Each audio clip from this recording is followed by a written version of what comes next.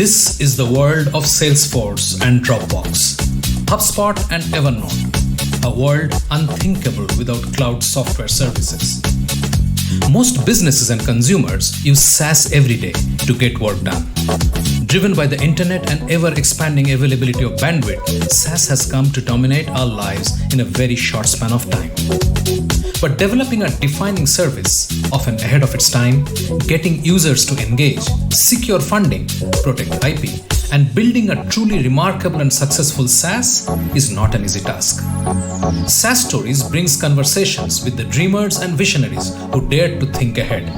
How they built their SaaS, genesis, struggles, trials, tribulations, and eventually success. Welcome to SAAStories. Thank you for your time and for joining us in this session. I have a favor to ask. While you continue to listen to the podcast, please leave a comment or rating at iTunes or wherever else you get your podcasts from. I personally look at each comment and will give you a shout out to each of you in our following episodes. It means a lot to hear from you. Just a quick intro to PitchLink. One of the biggest challenges companies face is the inability to standardize their message to the prospect across a sales team without losing its essence. What sales experts call standardization at the highest level. Basically cloning your best salesperson and her pitch across your entire team. Yet ensure it is personalized. Till PitchLink, it was a lot of work, if not impossible. With PitchLink, you can get your best salesperson to build the narrative and then allow your entire sales team to duplicate the pitch with one click and then personalize it using inbuilt video recording and teleprompter. Sales reps can also insert relevant links directly into the duplicated pitch flow to further personalize it for the new prospect. Want to know more? Sign up for a free one-on-one session. Welcome to this new exciting episode of SAAStories. We speak today with Rajiv RajNATION Nathan, founder of Startup Hypeman.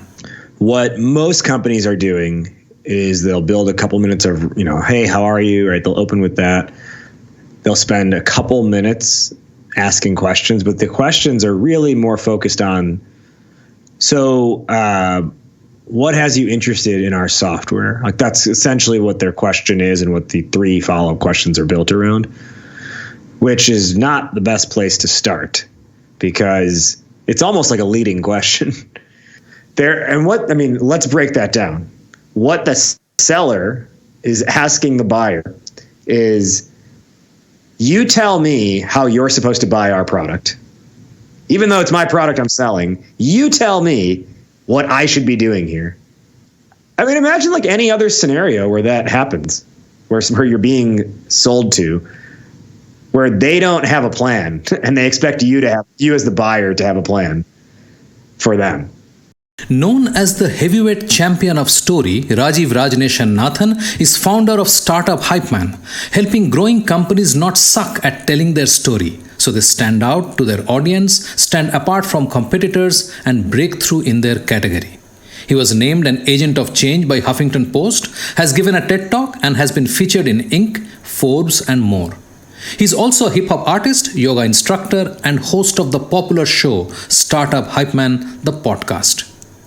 Talk to him about Hamilton, WWE, or Seinfeld, and you will have a friend for life.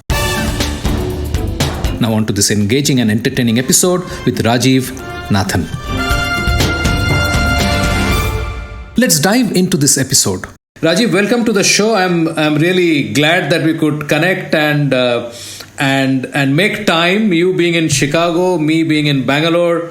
It's not easy to match the clock, right? So welcome. Thank you. I'm just excited to be here, and I'm especially appreciative. We're recording this on a Friday, which means this is actually, you're giving up your Friday night. So much obliged on my part. I was much excited to chat with you because your space looks like as if it's such a simple thing. Everybody does it. But you know how complex that is and how complex it can be. So tell a bit about your work, Rajiv, before we dive into the chat today. Yeah, definitely. The short of it is I will talk to a lot of founders and CEOs who will tell me some form of like, hey, we suck at telling our story. We suck at giving our pitch. And where that will come through specifically in the SaaS lens is their demos are feature battles with competitors. They'll get caught in pricing wars with customers, and they're not able to truly articulate the value of their product and the vision that they have into like a clear customer facing message on their demo calls. And then the buyer ends up just, choosing lowest price or perfect software integration, which is not where you want buyers making decisions. Really, where you want them making decisions is from a strategic lens, where they're willing to pay a little bit more, actually, because they see the value, because they see that no one can be as, can help them in such a way that you can. So where I'll come in is really helping these companies not suck at delivering their story and delivering their pitch. So we'll help them scale to their next revenue goals by working on and figuring out what is the scalable narrative that they need to be delivering. When I say scalable narrative, what I mean is not just one that the CEO or the founder can deliver, but that every sales hire can step in and perform with.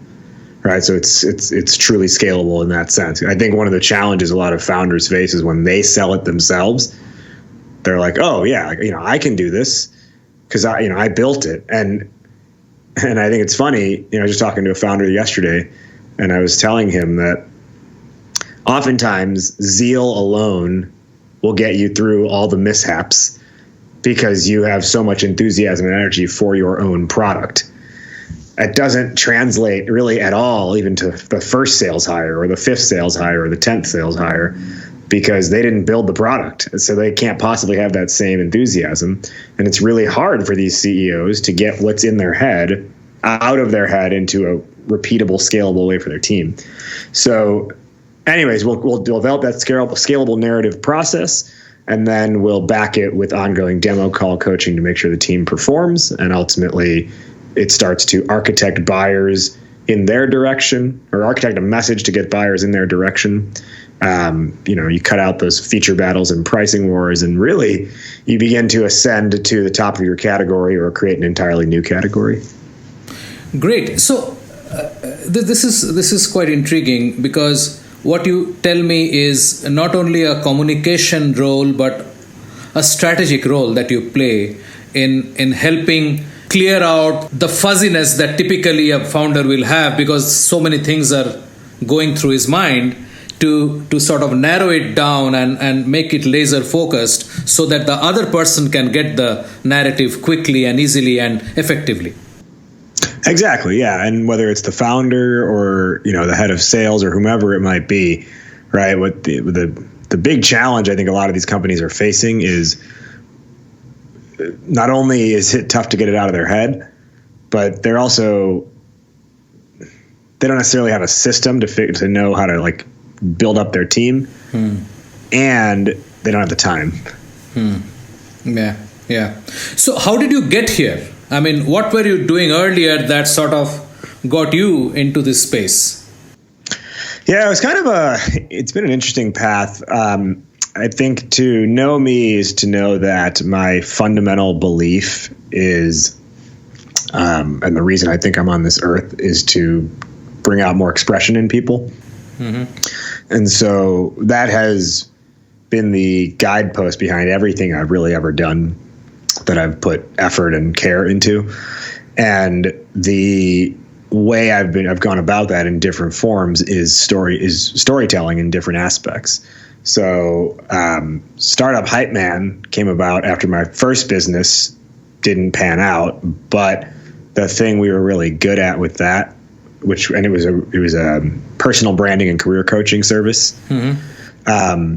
We were really good at helping people figure out their own elevator pitch. Like when someone asks the question, "What do you do?"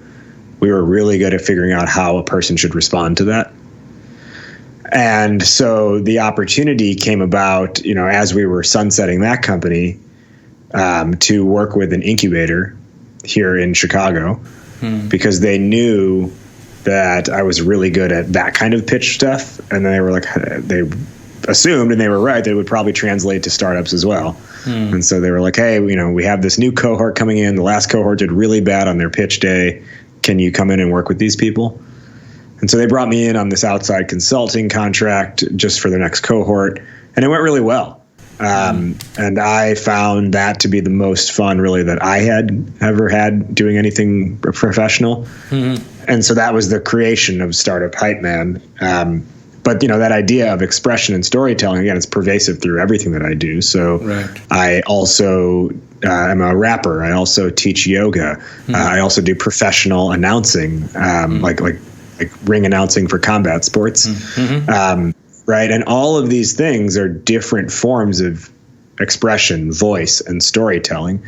And so what's nice is I take this hybrid background that I have and I bring it into the SaaS and the business arena, because my fundamental baseline belief with Startup Hypeman is that companies need to stop thinking like executives and entrepreneurs and business people and instead think like an entertainer, because the entertainer is obsessed with one thing, and that's their audience.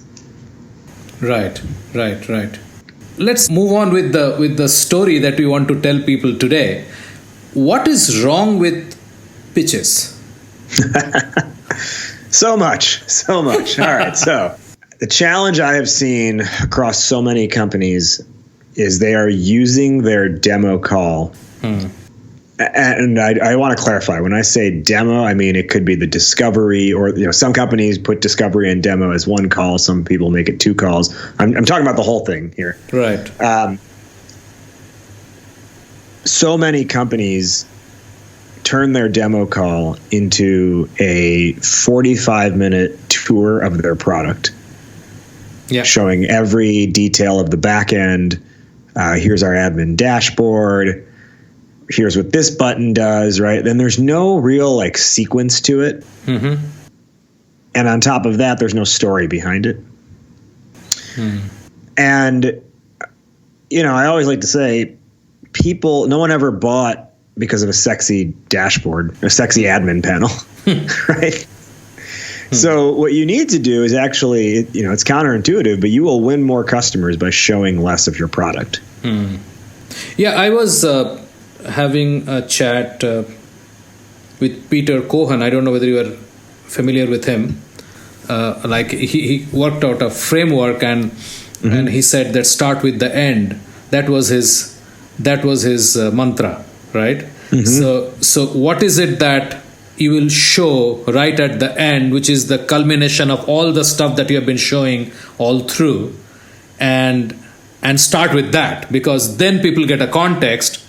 When even if you're showing something in the admin panel, they get a context. Oh, so if I do this, that reflects there in that way.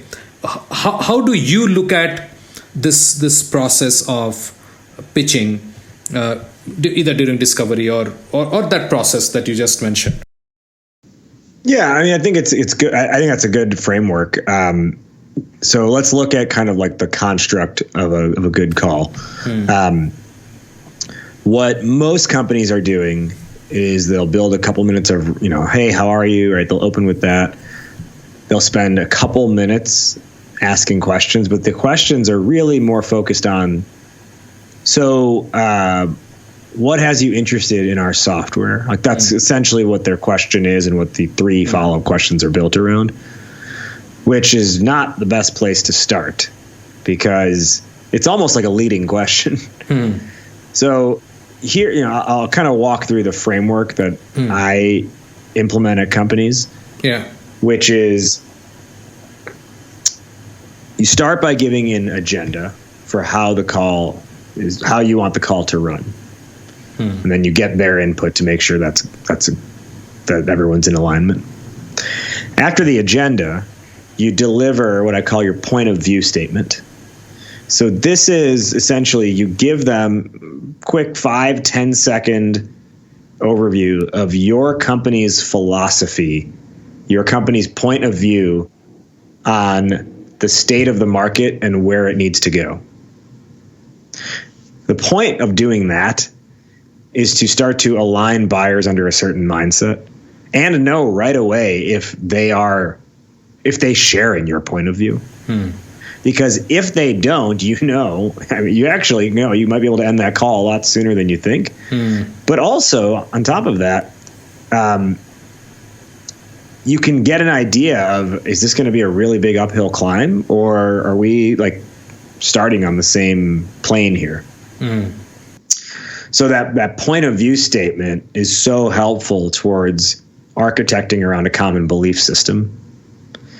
After you give the point of view, you then go into discovery, right? And I like the reason I like that is because I think of it as like, I call it GVG, give, get, give. Instead of just going straight into discovery and asking all these questions, give them something, give them a little bit first, right? That's the point of view. Is you just give them something first before taking from them for the next however many minutes, right? So you do thorough discovery here, and don't just ask what has them interested in the software. Learn, what their challenges are, et cetera. After that, you then transition and you give your company's elevator pitch. I can share the formula for that after I go through this framework. Sure. After the elevator pitch, this is probably the controversial part of my framework. I firmly believe you should use a slide deck. You should have a presentation. And then after that is when you go into your demo, your actual software demonstration. And after the demonstration, you then close with next steps. The slide deck, when executed effectively, and this is a big part of our process here, which is figuring out what is that perfect presentation. What it does, if you have the right presentation, is get the buyer emotionally bought in to the concept of working with you. That way, what it does is that it then provides context for the actual demo, and it tees it up really well. And it means the demo itself now serves as a visual reinforcement, as opposed to having to sell or win them by showing them all the buttons. So you'll be able to show much less of the software because they get it. They fundamentally get it through the presentation, and the presentation is architecting a really interesting story about why they should be doing something in the first place, whereby you market yourself.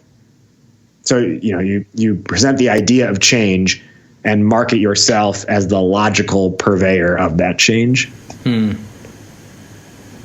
that framework works really, really well overall, the entire call framework, because it gives you ownership of the call, right? So let me touch on one other thing.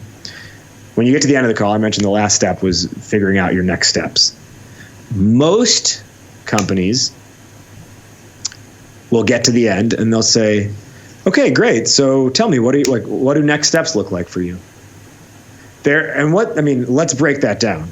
What the seller is asking the buyer is, you tell me how you're supposed to buy our product. Even though it's my product I'm selling, you tell me what I should be doing here.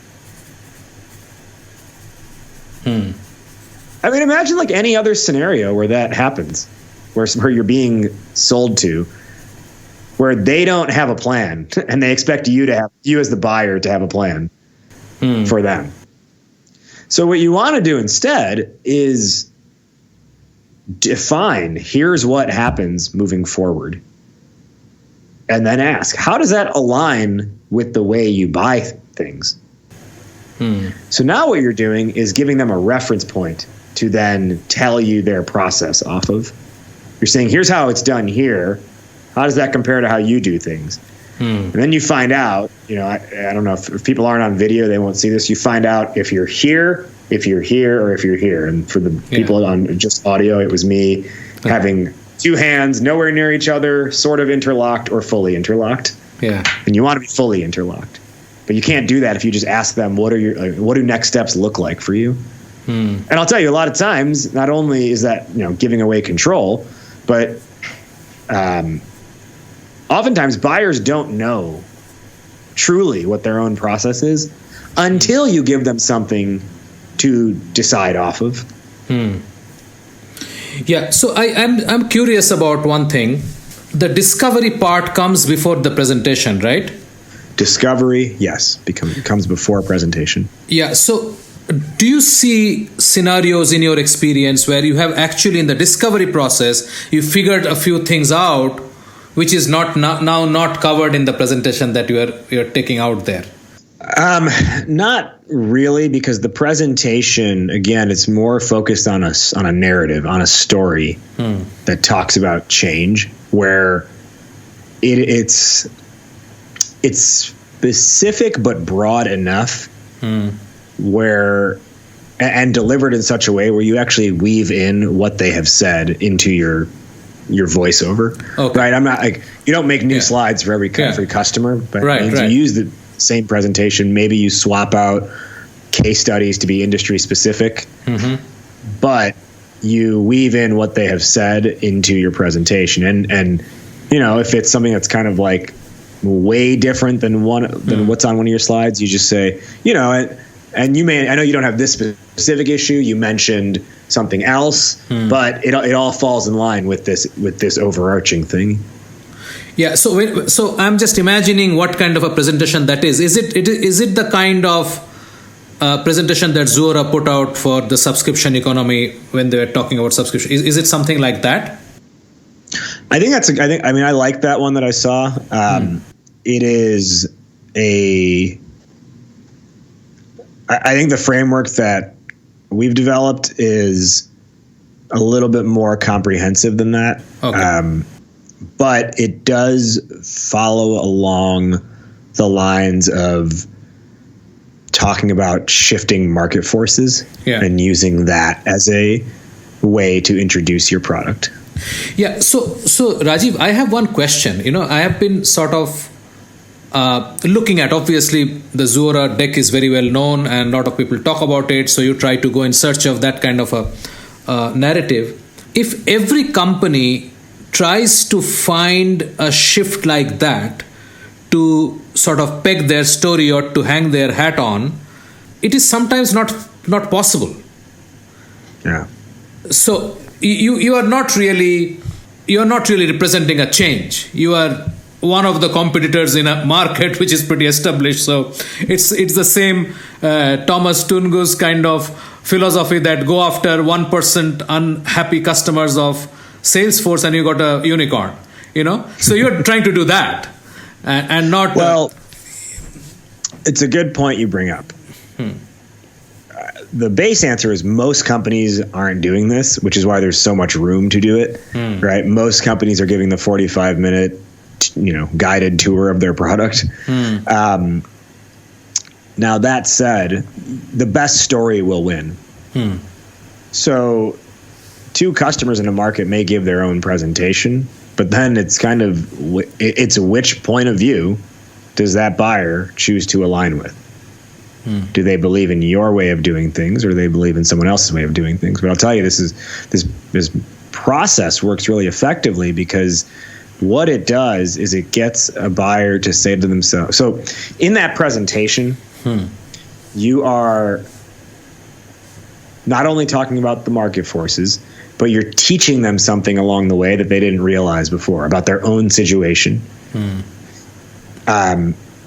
And the best way to deliver this is through an analogy, like an analogous situation where you can say, you see what's happening over there? That's actually exactly like what's happening over here. Or it has so much influence on what's happening over here. And that way of delivering your story, and again, there's some very specific points in it we can go to, and maybe go through a different episode. But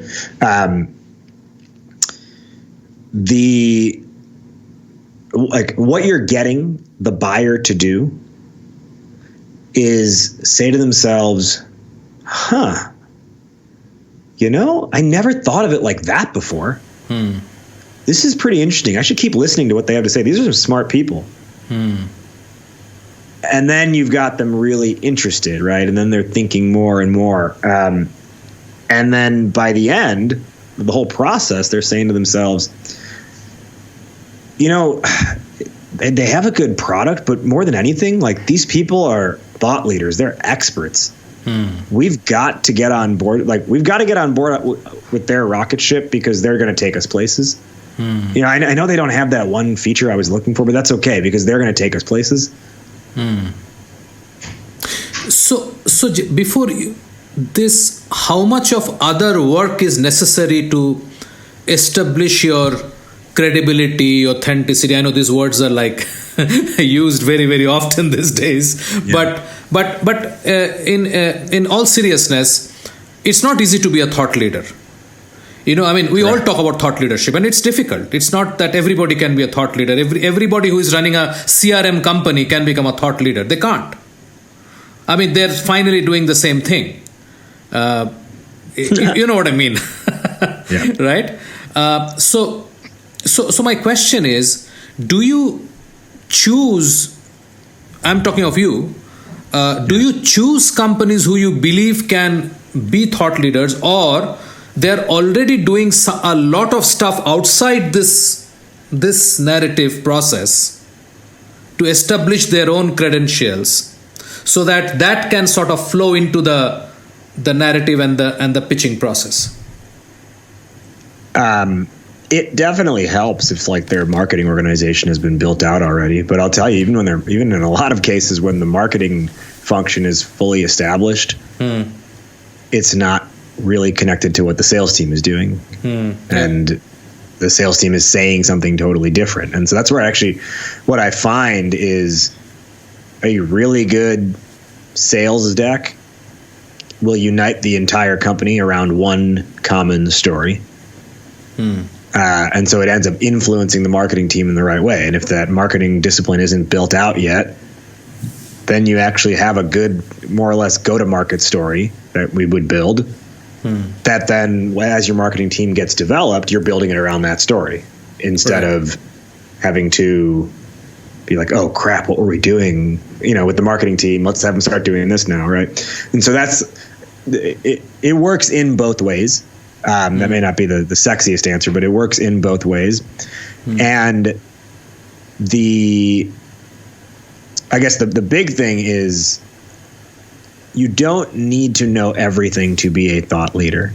You just need to be able to teach your customer something, or show your customer something, perhaps the same thing, but in a way that they have not considered before.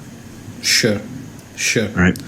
It's time for a short break. Stay with us. After the break, your job is not to copy me. What you need to do, every salesperson, is you need to do a copy paste of this presentation, put them side by side. And in your copy, I want you to delete the speaker notes, and knowing the message that needs to be delivered on this slide, I want you to write how you would say it.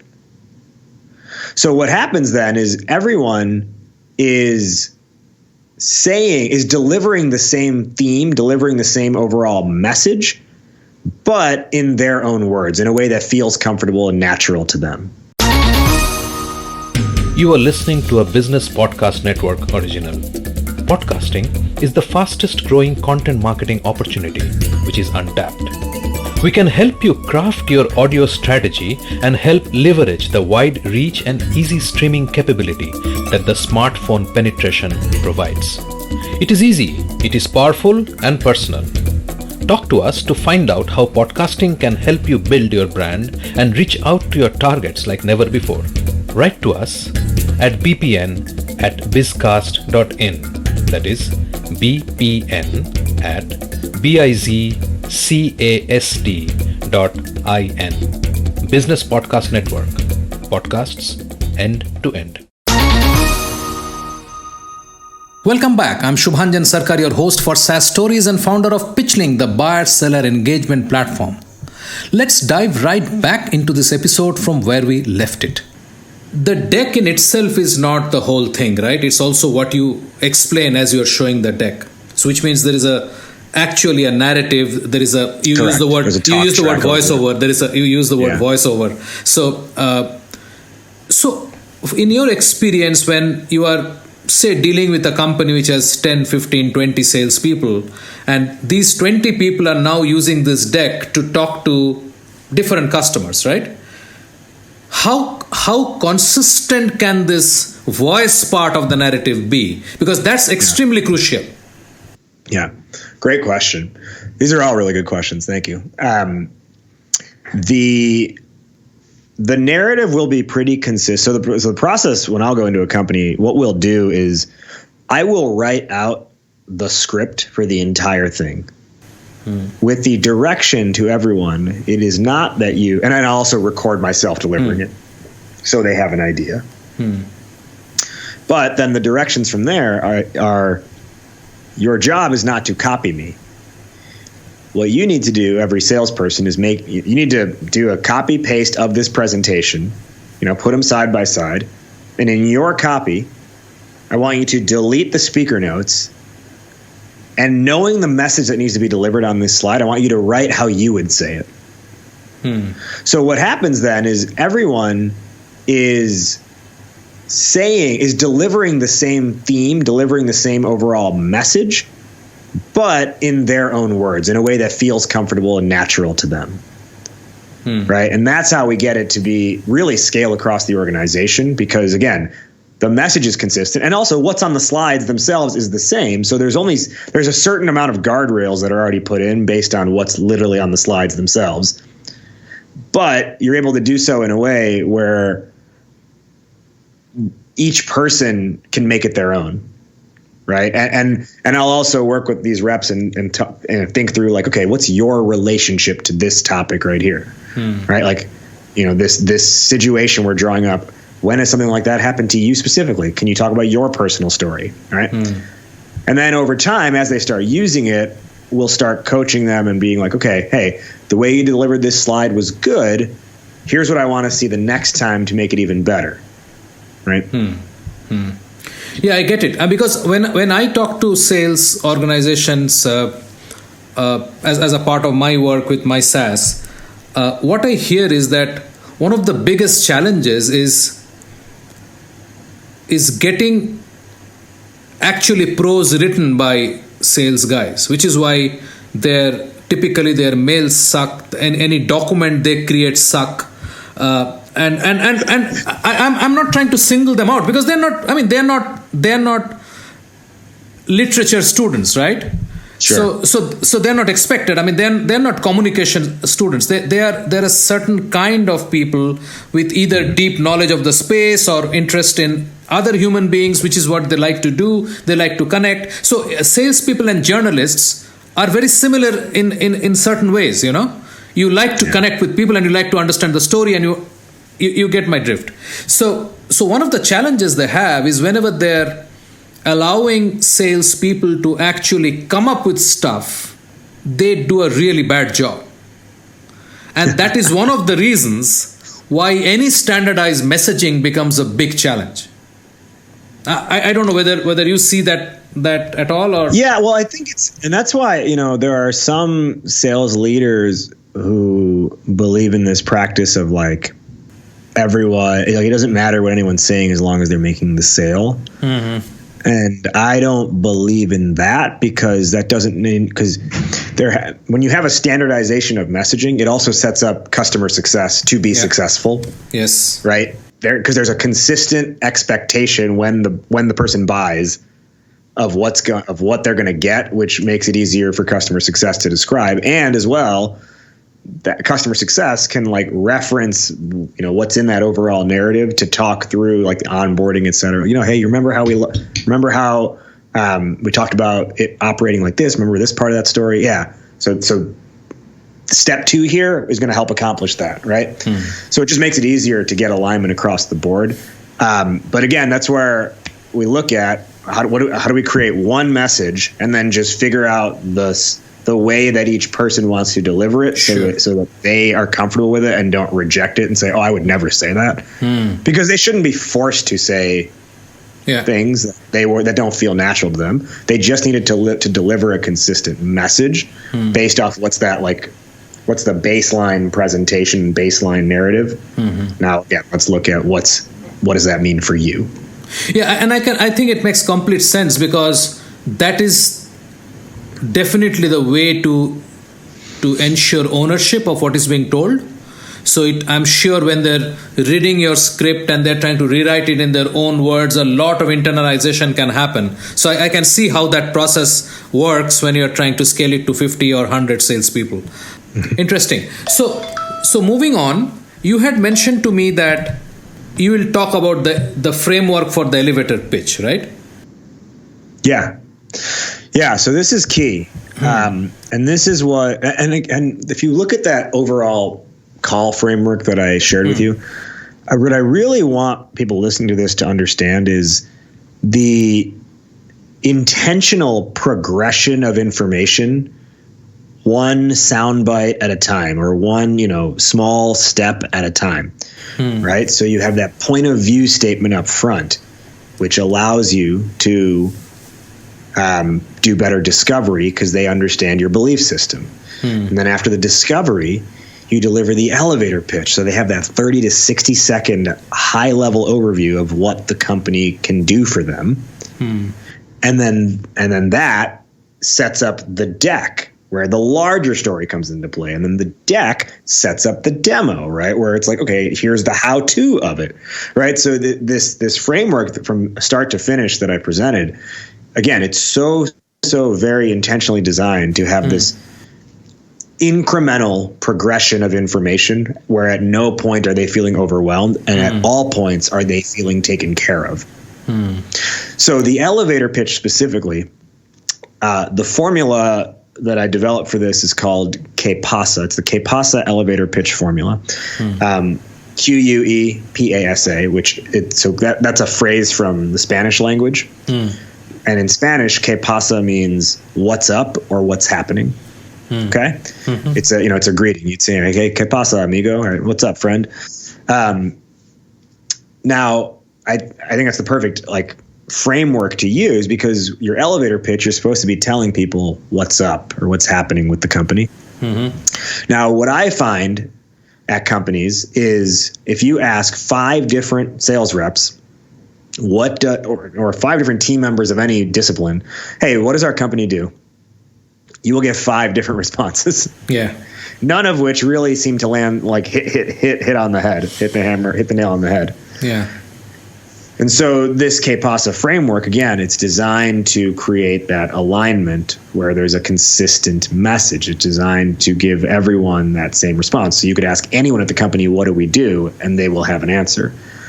Now, not only are they all giving different answers, but they will talk for 3-4 minutes about everything the product does. They'll give this word vomit spiel that is just way too overwhelming. And then they'll say, does that make sense? And the person will be like, oh yeah, sure. Because they're kind of confused and they don't want to tell you that they're totally confused. So the way to get around that, the KPASA elevator pitch formula, the acronym of this is the second part, PASA, PASA, which stands for problem, approach, solution, action. Problem, approach, solution, action. The beauty of that framework is, coming back to that mindset of think like an entertainer, you are putting the audience first. You're making it an audience-centric, audience-oriented pitch by starting with the problem, right? You provide context and frame of reference for why your product exists before you talk about the product, and you lead with empathy because you start with the problem. Hey, here's what we're seeing a lot of people in the market come to us with. Right? Hey, we talk to a lot of, whatever it is. We talk to, CROs every day. Let's say you sell to chief revenue officer. We talk to CROs every day, and they're telling us this. Right? And then you use that to then go into your approach and solution to talk about what it is that your company actually does. And then the action step, the final A in KPASA, is the call to action or the ask, which in this specific context, and I'll tell you, the KPASA framework works for many things, one of which is inside this demo call. And so in this case, the action or the ask is going to be some variation of, do you feel you have a good overview of what we do and how we help? Yeah. Okay, great. Let's dive in. Let's talk a little bit more about what that means now. And then you pull up the presentation and you start that story. Very interesting. So would you like to share 1 or 2 stories where people came with a product and it was possibly a good product, but they were not finding their narrative right, and you helped them put that narrative in place, and that changed the trajectory of how the company was performing? Yeah. Actually, it's funny because I'm putting together a new webinar called Demo Calls That Don't Suck, and I haven't put it together yet. But this will actually be a good walkthrough for me because I'm planning to just talk through the journey of a company in that and the changes they made. So the last year or so, I've been working with a company called SearchSpring, which operates in e-commerce. They have a tool that e-commerce retailers will use to, better improve the performance of their site and the shopper experience. So I met their CEO. I cold emailed their CEO a year ago or so, and my cold email seemed to resonate. He told me selling through demos is horrible. We're always caught in feature battles, and everyone's doing something different. They also had a challenge of being in a pretty competitive market where other companies charge less than them. Other vendors charge less than them. So they're losing a good amount of market share to those lower cost competitors. And they also sell a product that is like multiple modules, right? Where it's 3 or 4 different modules, and you could just buy one if you wanted, right? And because of that, they were getting like piecemealed a lot, right? So instead of buying the full thing, a lot of people were just buying one thing. But the full value of their product is unlocked if a customer were to buy the full thing. Right. And, combine that with, they had recently come off a merger with another company. So they brought on some new salespeople who came from the merger. And there was just, there wasn't really any alignment across how each person was doing things. And a lot of these sales reps were consistently missing their quota. So we implemented this process, right? And I used the term before, scalable narrative. The actual product, if you will, that I'll install at a company is what I call your story stack. Right? So you know what a tech stack is, right? So the story stack is like the different components, layers of messaging that are going to influence the call. And so we create the elevator. Well, first we did an audit of the demo process to figure out what needs to change. When we create the elevator pitch, we create the pitch deck. We craft some customer stories for them, right? Like, how do they talk about their own customers? And then on top of that, we wrote out their brand manifesto. So what is their vision? So all of this to say, we created this stuff, and we're doing the ongoing demo call coaching in the background. And it's really funny because, we start with the coaching even before we've built out all the messaging material, because we want to get to know the sales reps, and we want to start giving them, even though we know the messaging structure is going to change, we want to start just instilling the good habits out of the gate. Without good messaging, you can still learn how to do good discovery. Sure. That kind of stuff. You can still learn how to figure out next steps on a call and secure buyer interest, at the end of a call. So, right, we're coaching on those things. We finished creating the story stack after a couple months. We launch it, and all of a sudden, from the account executives to the CEO to the SDRs to the PR team to the marketing team to customer success, everyone's like, "Oh my God, this is what we do," right? This is it. This is and so it worked out really well. The head of marketing was like, this deck is the story I've been trying to figure out how to tell for years, and we finally have something now. We should be submitting this for awards. The sales team, we installed this, and then we created that call framework, right, that I talked through before. And now they're able to better communicate what the product does, how they help. They don't show so much of the product, right? The actual demo is 5, 10, maybe 10 minutes. We even changed how they do demo the software. We even changed the orientation of that to make it more value driven instead of feature driven. And more customers, I should say, are buying the full product suite because they're realizing the full value of it through the story and through the way the call process is working. And not only that, but many of them are going to the lower cost competitors with basically they're going to them and saying, what's missing from your product competitor that you're only charging this much and SearchSpring is charging that?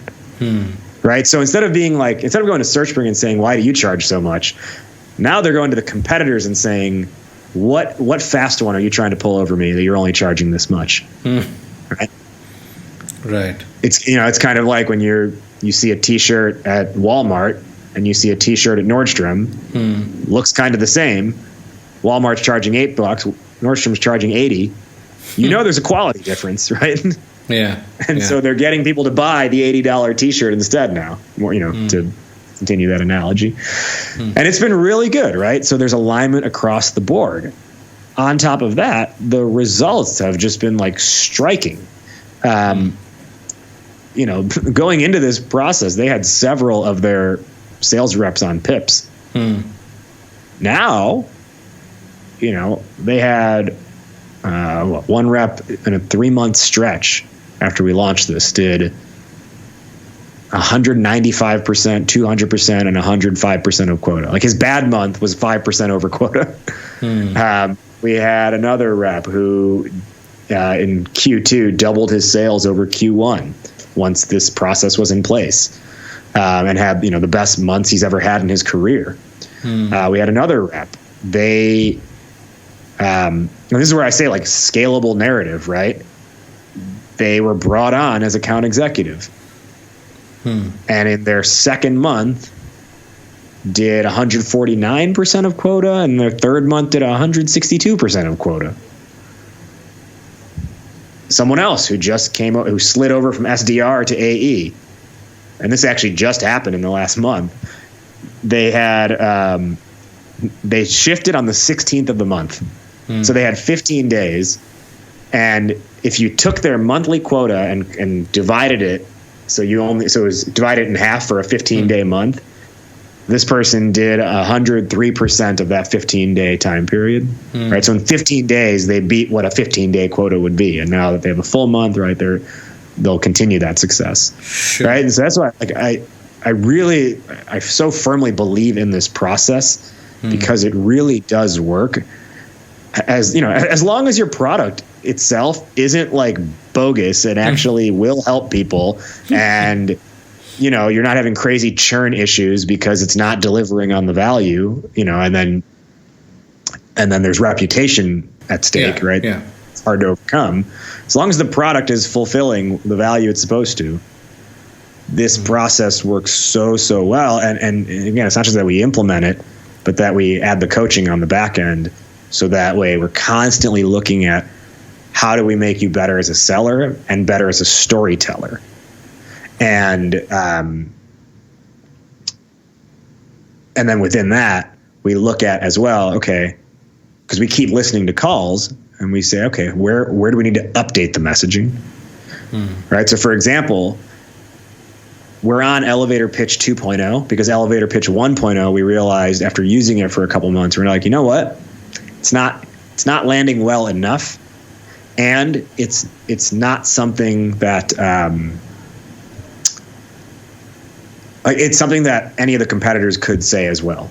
So we've got to upgrade it. And so we upgraded it. And the elevator pitch 2.0, it just lands so well. Fascinating. I think there is no shortcut to understanding how to build a great narrative, right? So it's right. it is specific to who you are and what you are. So before I let you go, are you seeing success in certain kind of industries, or is it across the board, or is it only SaaS that you're working with now? Yeah, I mean, B2B SaaS, specifically if you sell through the demo process, that's where this is going to work really well. I think let me see, we've implemented this across several different industries, so there hasn't been necessarily like one industry it works in better than the other. I just think it will work really well if the founder or CEO is willing to more or less get out of the way. They're involved in the process very closely, but they have to be willing to cede some of that control to be able to, not just have something created and say, well, no, I do it like this. We're just gonna do it like that, right? So you have to like put your ego to the side. I think the other aspect would be it'll work. It's not that it won't work. It's just that it'll be a little bit more of a lift on the front end if it is a highly commoditized market. So for example, and I think you may have used this earlier, if we did this for hypothetically for Constant Contact, where, a person who's buying that can rattle off 8 other providers. And essentially the market is so saturated by that point that people really are just no, I just want the lowest price. Again, it's not that it won't work. It's just that there's more of a lift on the front end to figure out the differentiation. True. Great, Rajiv. This was a great chat. Thank you for being open and for sharing. Are you planning to write a book? You're probably the third person to ask me that in the last 6 months. At some point, I feel like it will happen. I just don't feel like I have the mental stamina or time or full desire to really invest myself in that process right now. But I don't see it being, too far away. Great. So thank you very much. Tell us how our audience can get in touch with you. Of course. If anything that I said resonated with you, if you have questions, please follow up with me. You can connect with me on LinkedIn. Just search my name, Rajiv Nathan, or you can type in RajNation, all one word, and it'll show up. Startup Hypeman is the website, and we have a podcast ourselves called Startup Hypeman, the podcast. The big thing, though, that I think I want to leave people with, we talked through that K-Pasa elevator pitch formula. We kind of had to breeze through it. So if anyone listening wants to dig deeper into that and see some examples and some thought starters for figuring out your own, I put together a quick little guide for you. It's a 4-step guide that you can get as a listener of this show. So just go to startuphypeman.com/SAAStories, startuphypeman.com/SAAStories, SAAS stories, as you know, as listener of the show. And there's a quick, simple guide you can grab off that page. SAAStories is brought to you by PitchLink, the buyer-seller engagement platform. PitchLink enables high-quality interactions between buyers and sellers through presentation and discussion modules. Sellers create personalized sales presentations and reach out to prospects through a non-intrusive, buyer-qualified engagement. PitchLink requires no installation or download and holds the entire repository of sales collaterals and buyer-seller conversation. Talk to us to know more about how you can engage with customers without intrusion. Call us on 990-216-3132. That is 990-216-3132.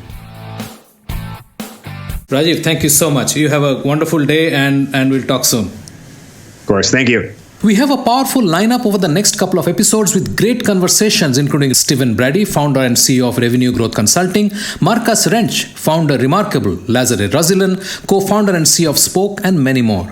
Subscribe in your favorite podcast app so you do not miss a single episode. Thanks for listening.